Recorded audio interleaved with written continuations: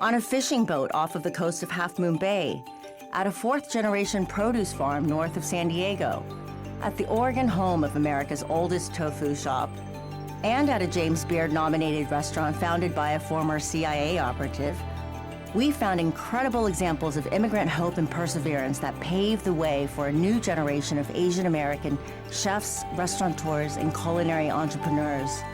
Join us as we hear their stories on this episode of Lucky Chow.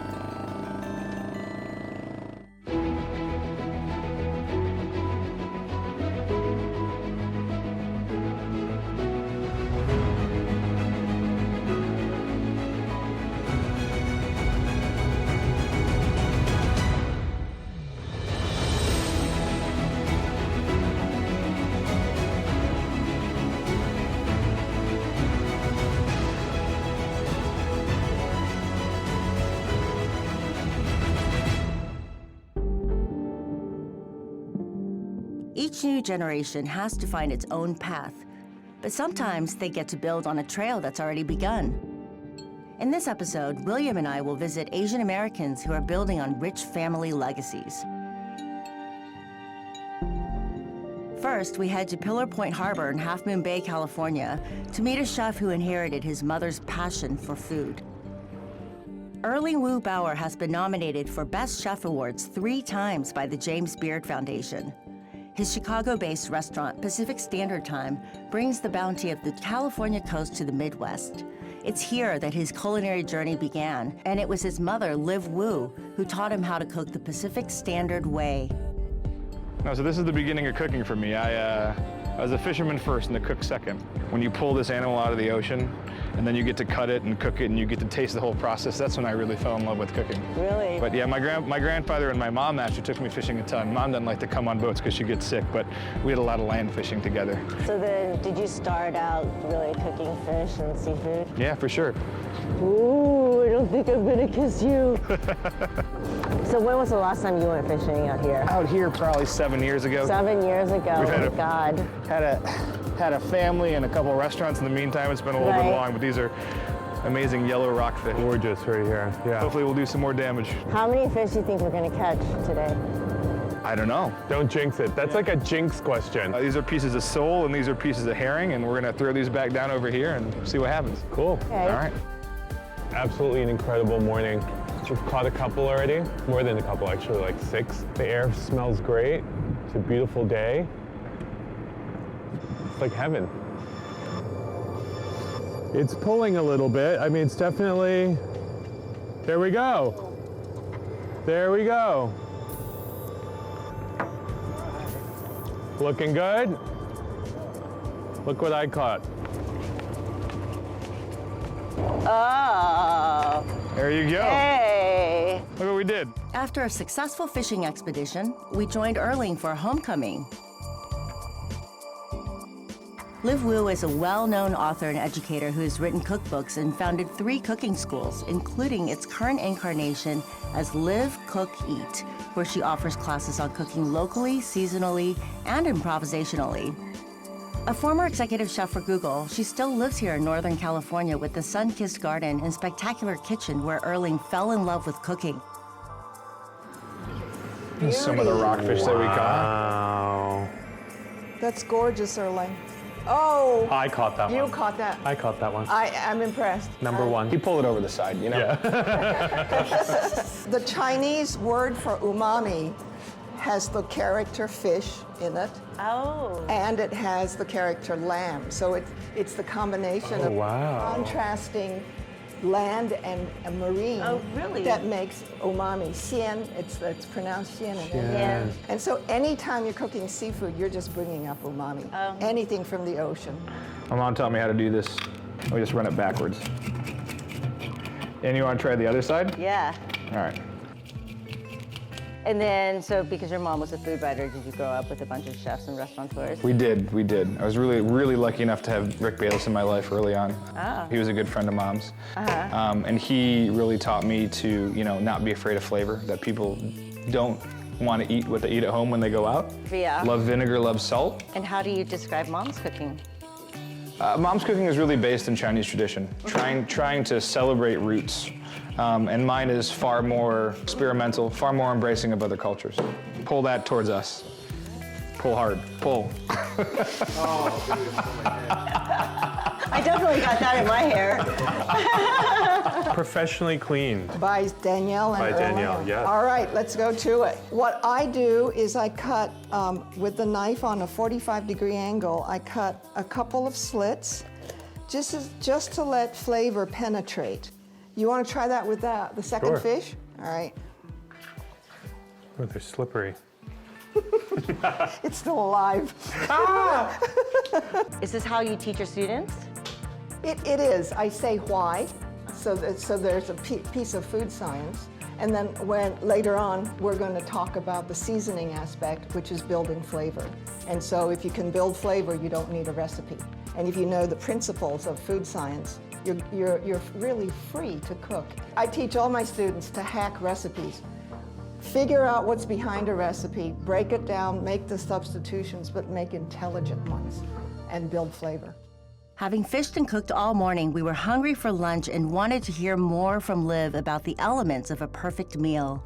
And what we want to taste is a paint set that's global to start with. Do I really have umami? Do I really have a dish that says sweet? Do I have a dish that says sour? Your memory bank of what you've tasted and the stories you hear about food are part of you too.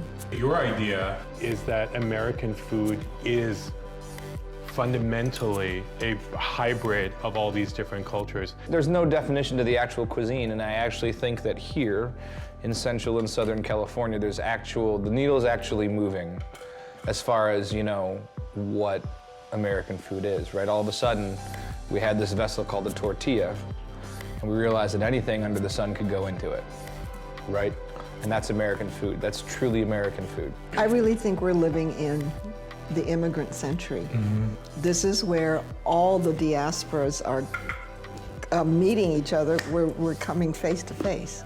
And it's adaptive cuisine, and I'm so happy we're past the point of a chef going to some exotic place for 2 weeks and coming back and putting that on the plate and calling that fusion. It's just reality. After a delightful day with Liv and Erling, we head south to San Diego to visit another family whose passion also spans generations.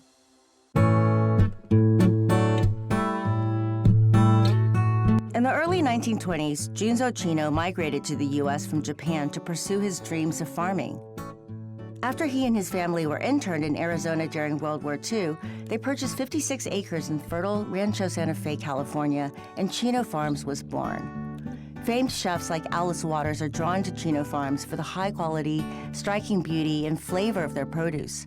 We soon discover what their magic is all about. Well, technically, at one point in time, this farm, up until maybe 6 years ago, we weren't in Rancho Santa Fe. Right after World War II, my family moved here. They came here, this is the property they had, but they didn't want them to go to high school with them, so they changed the area codes. So this was in Del Mar, so they had to go to school in Encinitas instead of the high school right there, because this technically was part of Rancho. So all Rancho has post offices, we still get our mail delivered, because for a long time they didn't want my family to go to school. Because you were Japanese. Correct. And this was after your grandmother and grandfather came back from the internment camps where they spent. My dad actually has 2 years. nine brothers and sisters, or Right. 8 brothers and sisters, and I think he's the only one who wasn't alive or born in the internment camps. Oh, wow. So I think there's 8 of them who experienced Yes. some at some level. Obviously, depending on what age you were, it's a Right. completely different experience, but yeah. And there was 2 years in the camps before your grandparents came here. Correct. We were touched by Makoto's dedication to Chino Farms, which was none in doubt. Yet we were also curious about the roots of his commitment. With a law degree and opportunities that his grandfather didn't have, why did he choose to spend his life on the farm? We wanted to find out what drew Makoto to the farming life and to Chino Farms in particular. I think the farm defines so much of who I am. In terms of who I am, I wouldn't want my kids to not have that. But in terms of the responsibility and stuff like that, I have breakfast at home, like my parents' home, one day a year my whole life. Like Christmas Day. That's it? And it's still by 7:30 he's at the farm, right? Right. Like that's having breakfast at home. Our seasons are so short. Like during summer, it's like micro seasons too. Every 2 weeks is a new season of like fruit, of greens or whatever. So it goes in and out so quick. It's like lima beans, pluots, plums, early plums. Like it goes so quickly that like you can't set a, you know, four time a year menu here. That doesn't really work. Chino Farms is legendary for producing the highest quality of produce and are known for their heirloom varieties, especially their melons, berries, and corn. William and I head to the fields to harvest the day's bounty. We also get to meet Tom Chino, the patriarch of the farm, and taste his special Taiwanese sorbet swirl watermelon. I didn't know this was a Taiwanese variety. Yes, Taiwan, the company is pretty famous for seed. Oh, really? Watermelon season. I was born in Taiwan, so. Oh, really? Yeah. That is incredible. Look at the sorbet swirl. Yeah, I love that. For me, it's not just the flavor. I love the texture of this Oh, one. I see. Right. That's the thing about melons. Like seedless watermelons in the United States are mostly very crisp, hard flesh, whereas the Asian melons, watermelons, have a softer flesh. Yeah. And so the Japanese have a softer flesh melon. And so they make what we're trying to find is an Asian variety of seedless melon that has that characteristic soft flesh but seedless. William and I lend a hand at the farm stand, where the lines start forming well before the Chinos open for business. Ooh. I don't know. What do you think? Sounds ready to me. Yes. This is the 50th anniversary of the farm stand. Oh.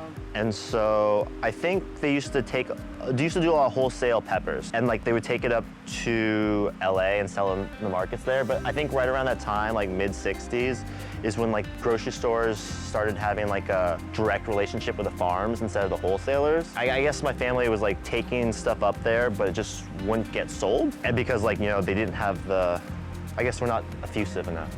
They were thinking about quitting farming at that time because like they couldn't sell at the wholesale place. They didn't have like direct relationship. Like, I don't think marketing and sales is our strength. I think our strength is we're working hard and making good vegetables. And people find you. Yeah, exactly. As we left Tom, Makoto, and the others, we really did feel like honorary members of the Chino family. We were even included in their annual Oban festival, where we lit lanterns on the farm to honor the Chino family ancestors.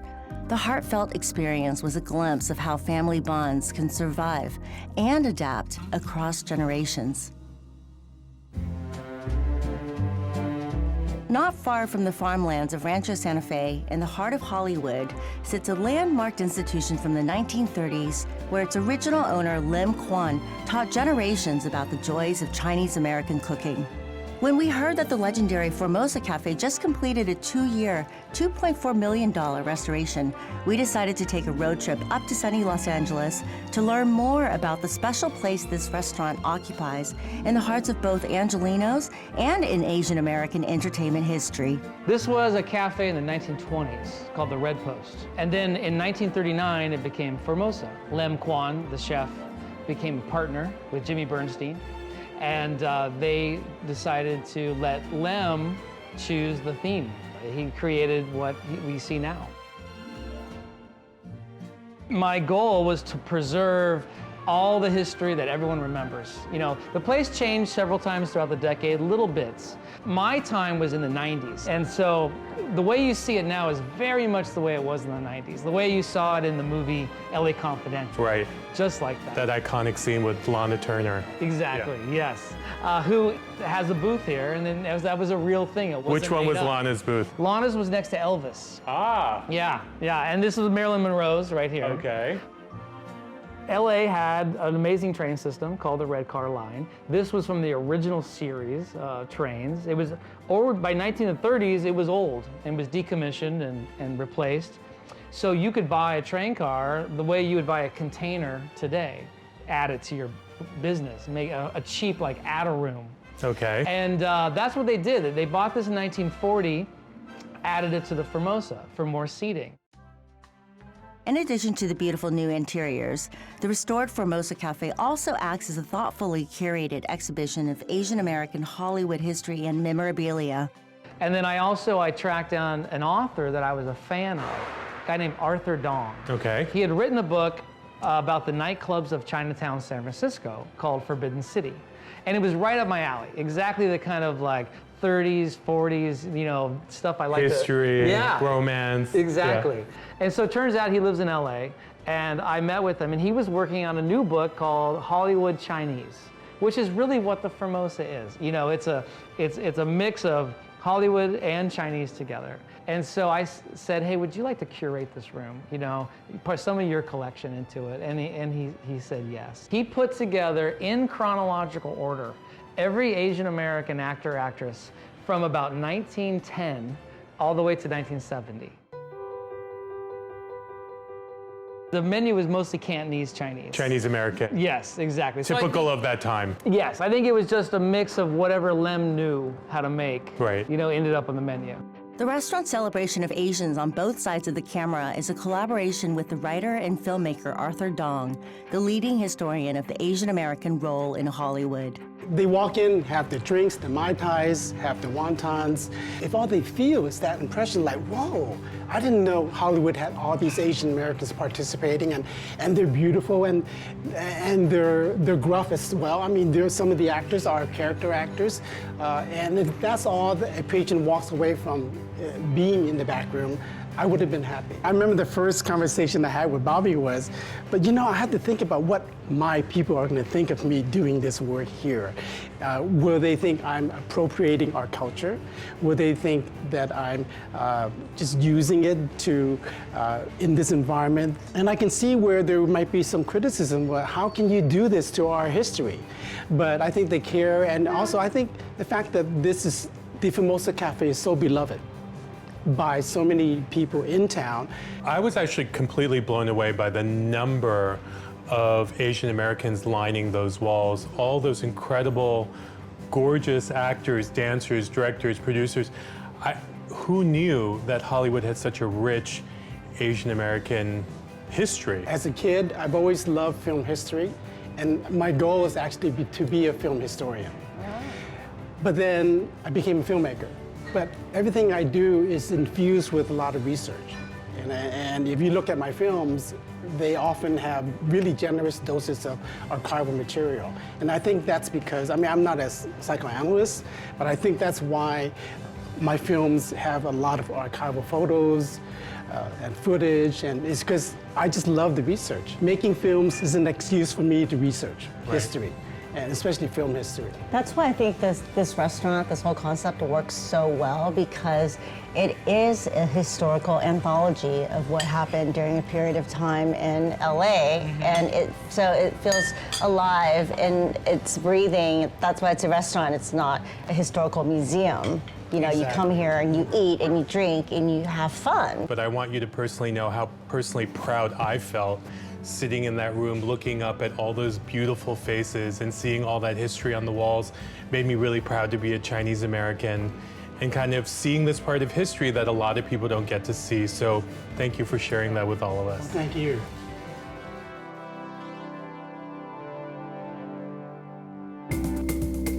William and I have come to Portland, Oregon, not to find coffee, but in search of America's oldest tofu house.